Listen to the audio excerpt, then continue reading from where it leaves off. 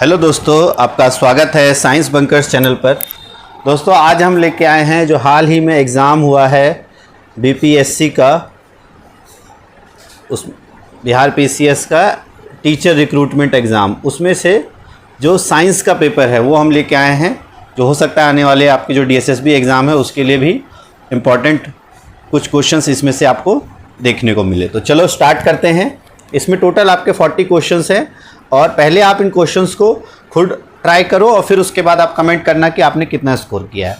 तो पहला क्वेश्चन है, which of the following represents the correct electronic configuration of nitrogen. तो नाइट्रोजन का एटॉमिक नंबर आपको पता है 7 होता है, तो करेक्ट इलेक्ट्रॉनिक कन्फिग्रेशन हो गई 2 और 5। बहुत ईजी क्वेश्चन है ये। सेकेंड, इधर अगर देखें, the force required to maintain an object at constant velocity is. किसी भी ऑब्जेक्ट को कांस्टेंट वेलोसिटी पे मेंटेन करने के लिए किस फोर्स की ज़रूरत होती है? Frictional force, gravitational, net force और more than one other, none of the above. तो आप इसका आंसर पहले मार्क कर लो, फिर हम बताते हैं। तो अब आपको पता है जैसे कोई भी ऑब्जेक्ट कांस्टेंट वेलोसिटी में मूव कर रहा है, तो कांस्टेंट वेलोसिटी में कोई भी ऑब्जेक्ट कब मूव कर पाएगा? अगर ये कांस्टेंट वेलोसिटी में कोई ऑब्जेक्ट मूव कर रहा है, फॉर एग्जांपल जैसे आप एक बॉल को लो और इसको मूव करते हो, ये कांस्टेंट वेलोसिटी में तब तक मूव करेगा। ये जो हमारा अर्थ है वो कांस्टेंट वेलोसिटी में सूर्य के चारों ओर कब तक मूव कर रहा है? जब तक उसके ऊपर कौन सा फोर्स एक्ट कर रहा है? Gravitational force. ठीक है, तो इसका आंसर हो जाएगा ग्रेविटेशनल फोर्स। जो प्लैनेट्स जो कांस्टेंट वेलोसिटी मोशन करते हैं इसी फोर्स की वजह से। So the force required to maintain an object and constant velocity, that is gravitational force. Now question number 112 is the magnetic field lines around the straight current carrying conductors are ellipse, concentric circles, parallel lines, more than. तो अगर आप देखो तो एक straight current carrying conductors के जो magnetic fields होते हैं वो क्या होते हैं? Concentric circles. So option number B. Next है here, which of the following terms does not represent electrical power? I R square, I square R, V I. तो आपको पता है, अगर एक फार्मूला तो पता है, P is equal to V I, power is equal to voltage into current, और V की जगह वी आई तो है ही, ये फॉर्मूला हमारा करेक्ट है। अब अगर V की जगह आप R और I के फॉर्म में रखो तो आपको पता है V is equal to I R होता है। तो V की जगह अगर आप आई आर रखते हो तो आई आर इंटू आई, तो ये हो जाएगा आपका आई स्क्वायर आर। तो ये भी आपका सही है, तो आई आर स्क्वायर गलत है, तो ऑप्शन नंबर ए आपका सही करेक्ट आंसर हो जाएगा। नेक्स्ट है, food cans are coated with tin and not zinc because zinc has higher melting point, zinc is costlier, zinc is more reactive than tin, more than one of the above, none of the above। तो इसका सही answer हो जाएगा zinc is more reactive than tin, that's why it is not used to coat food cans। Question number 16 है, which of the following is not a physical change? burning of coal, melting of। तो पहला option ही आप देख सकते हो, लेकिन बहुत बार ऐसे क्वेश्चन में पहला ऑप्शन देख के आप करेक्ट करने की कोशिश करोगे तो क्योंकि ऑप्शन में मोर than one of the above भी है तो इसलिए आपको सारे ऑप्शंस देखने हैं। तो बर्निंग ऑफ कोल एक फिजिकल चेंज नहीं है, ये भी हमारा आंसर हो सकता है। Melting of ice physical change है, हाँ बिल्कुल है, तो ये हमारा आंसर नहीं होगा। Dissolving of salt in water, it is not a physical change, तो ये भी it is a physical change, it is a physical change. तो नॉट अ फिजिकल चेंज में ओनली बर्निंग ऑफ कोल आएगा, ये it is a chemical change. So option number A is correct answer. Now 117, the SI unit of work is Newton, Joule, Watt, more than one of the above। तो you know that SI unit of work, तो work का unit क्या होता है? Joule, तो joule. Now the phenomenon due to which sky appears blue, तो sky appears blue due to scattering of light। okay, question number 118, which of the following method is suitable for preventing an iron frying pan from rusting? so applying paint, grease, coating of zinc, more than one of the above. क्या होगा इसका answer? तो वैसे अगर आप देखो तो iron के ऑब्जेक्ट्स को बचाने के लिए हम पेंट भी इस्तेमाल कर सकते हैं, ग्रीस भी लगाते हैं, बट यहाँ पे क्या है, आपका एक फ्राइंग पैन है, तो फ्राइंग पैन पे हम पेंट और ग्रीस नहीं लगाएंगे, उस पर क्या यूज़ होता है? कोटिंग ऑफ जिंक, तो it is coating of zinc. Next है, which of the following constitute a food chain? इसमें से क्या एक फूड चेन कॉन्स्टिट्यूट करता है? Grass, goat, human, grass, wheat, mango, grass, cow, elephant, more than one of the, none of the. तो grass, goat, human, ये आपका correct option हो जाएगा। नेक्स्ट है which of the following is a plant hormone, gibberellin, auxin, cytokinin. तो आपको पता है जिब्रेलिन भी एक प्लांट हार्मोन है, ऑक्सिन भी एक प्लांट हार्मोन है, साइटोकाइनिन भी एक प्लांट हार्मोन है। तो इसका आंसर हो जाएगा नन ऑफ द अबव या more than one of the above. तो इसका आंसर हो जाएगा more than one of the above, तीनों है ना। अब इस क्वेश्चन को देखें, what is the process of changing a substance directly from solid to gas is called. तो from solid to gas directly जब चेंज हो it is known as sublimation, ठीक है। और ये मेनली इसके एग्जांपल्स आपसे पूछते हैं, तो जो नेफ्थेलिन की बॉल्स होती हैं वो इसके एग्जांपल्स है, या अमोनियम क्लोराइड NH4Cl केमिकल में ये इसका सब्लिमेशन डायरेक्टली हो जाता है। नेक्स्ट क्वेश्चन है आपका, the study of inheritance of traits of human is, traits in human is called. तो study of traits in humans is called herpetology, heredity, paleontology. So इसका सही आंसर हो जाएगा हेरिडिटी। और ये आपका जो हेरिपिटोलॉजी है ये रेप्टाइल्स के स्टडी को कहा जाता है, और पेलियोंटोलॉजी जो हम फॉसिल्स के स्टडी को कहते हैं पेलियोंटोलॉजी। तो study of inheritance of trait is heredity. Now what happens when lights enter a glass slab from a air. तो ग्लास स्लैब फ्रॉम एयर जब लाइट एंटर करता है तो क्या होता है, तो it bends away from the normal, it bends towards normal, it undergoes TIR और more than one of the above. तो इसका सही आंसर क्या हो जाएगा कि अगर किसी ग्लास स्लैब से लाइट एंटर कर रही है फ्रॉम एयर, तो एयर से लाइट, एयर का जो है वो रेयर है और ये डेंसर मीडियम है, तो जब भी कोई लाइट डेंसर मीडियम में ट्रैवल करती है तो क्या होती है, टुवर्ड्स नॉर्मल चले जाते हैं। इसी प्रोसेस को हम कहते हैं रिफ्रैक्शन। तो it bends towards normal. Option number B is the correct answer. Now what is the common name of calcium hydroxide. Calcium hydroxide CaOH2 ये किसका कॉमन नेम है? सो इसका कॉमन नेम है slaked lime. Okay, slaked lime. Baking soda का formula क्या होता है? NaHCO3, sodium hydrogen carbonate. ठीक है। लाइम वाटर क्या होता है? इसके साथ अगर साथ में वाटर ऐड हो that is called lime water. और यहाँ से क्वेश्चन पूछा जाता है जो आपका कैल्शियम ऑक्साइड है उसको क्या कहते हैं? तो कैल्शियम ऑक्साइड को कहा जाता है क्विक लाइम। ये भी आप ध्यान रख लो, क्विक लाइम हम कहते हैं कैल्शियम ऑक्साइड को। एंड जब उसमें वाटर मिलाते हैं तो बनता है स्लेक्ड लाइम। और इससे अगर आप कार्बन डाइऑक्साइड पास कर देते हो तब बन जाता है calcium carbonate and it is known as limestone. And that's why जो अगर आप दीवारों पे वाइट वॉश होता है तो कुछ देर बाद शाइन जो करने लगता है वो इसी की वजह से करता है। Next question 127, starting from a stationary position Rahul pedals his bicycle to attain a velocity of 6 meter per second in 30 second. Then he apply brakes such that the velocity of the vehicles becomes 4 meter per second in next 5 seconds. Calculate the acceleration in both case.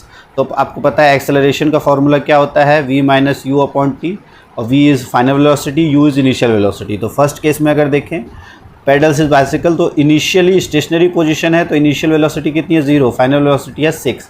तो 6 minus 0 और upon में 30 second, तो 30 हो जाएगा। तो 6/30 0 point, ये 1/5 तो 0.2 metre per second. और स्पीड बढ़ रही है तो पॉजिटिव में आंसर आएगा।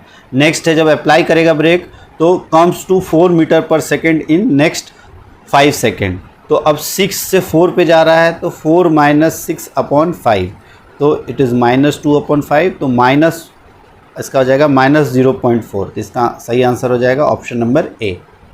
नेक्स्ट है, next question is the break down of pyruvate to give carbon dioxide water and energy takes place in. तो ब्रेक डाउन ऑफ पायरुवेट से कार्बन डाइऑक्साइड वाटर और एनर्जी, तो ये किस तरह का रेस्पिरेशन है? Aerobic respiration. और एरोबिक रेस्पिरेशन कहाँ पे होता है?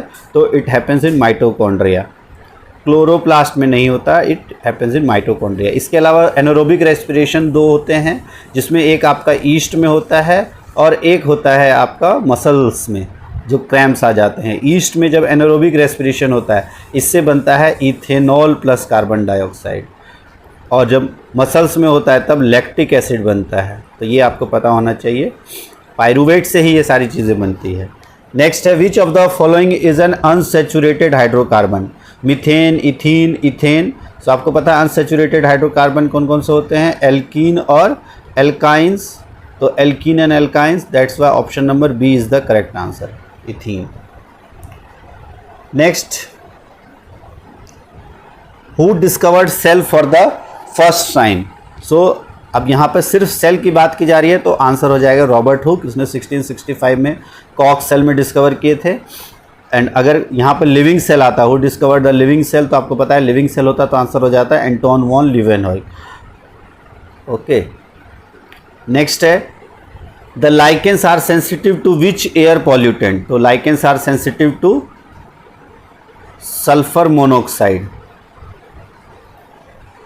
Sulphur dioxide. ओके, तो सल्फर डाइऑक्साइड सही आंसर है। और पता है आपको लाइकेंस क्या होते हैं, लाइकेंस एल्गी और फंजाई का सिम्बायोटिक रिलेशनशिप होता है और ये एज अ पॉल्यूशन इंडिकेटर भी होता है। जहाँ पे सल्फर डाइऑक्साइड जो मेजर पॉल्यूटेंट है, ये यहाँ जहाँ भी रहते हैं लाइकेंस वहाँ पर ग्रो नहीं कर पाते, तो जहाँ लाइकेन ग्रो हो रहा है इसका मतलब वहाँ का एयर पॉल्यूशन लेवल काफ़ी कम है।